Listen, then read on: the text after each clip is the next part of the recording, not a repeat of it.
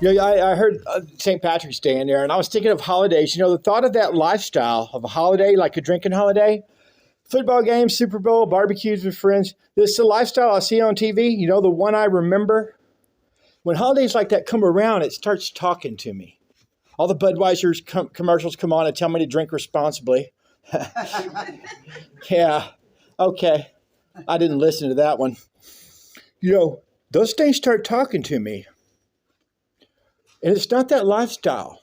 I remember that lifestyle because I lived it. But it's alcohol and drugs. And it's talking me out of life one more time. And I see those commercials and I go downtown a lot right now for my job and I never remember the end. And the end is me after 3 beers, my nose starts running automatically because it knows what's coming next. It's cocaine. There's no question.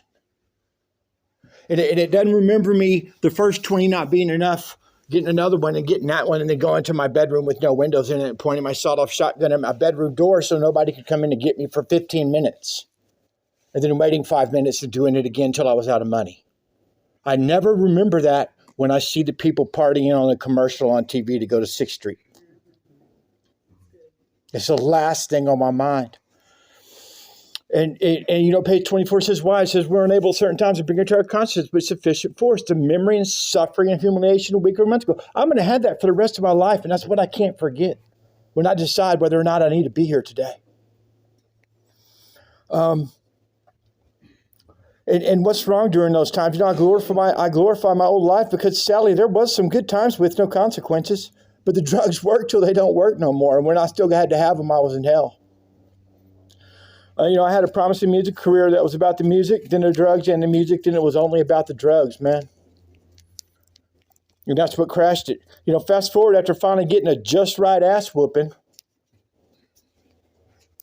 and living that book to the best of my ability at any given time. I didn't know that sitting in front of an online thesaurus on methamphetamine for, to write every word of every song perfect would be giving me a vocabulary. And now I write for 3 YouTube channels. I didn't know God was going to take something I thought I screwed up and give it back to me as my gift. Like alcohol and drugs, the greatest blessing I have. He took my curse and he made it my gift, man.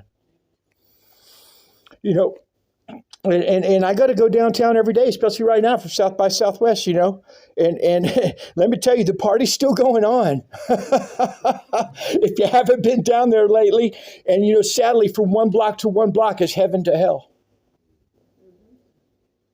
Because there's one area I stop and talk with homeless people, and there's one area I sit and have dinner for $30 a plate. And it's right there.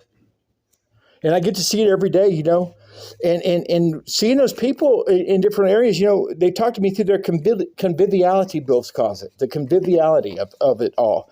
And life has a way of sucking me back into that whirlwind, and it's always through a fear or something I want that God doesn't want for me yet. But it's just the booze and the dope trying to suck me back in one more time. And, I have to take God with me everywhere. And I've got to stay in his will for me. And that starts every day with knowing one thing. He doesn't want me getting loaded today, man. He's made that very clear. Judges, lawyers, probation officers didn't tell me. My spiritual malady and my sickness from not having him in my life told me.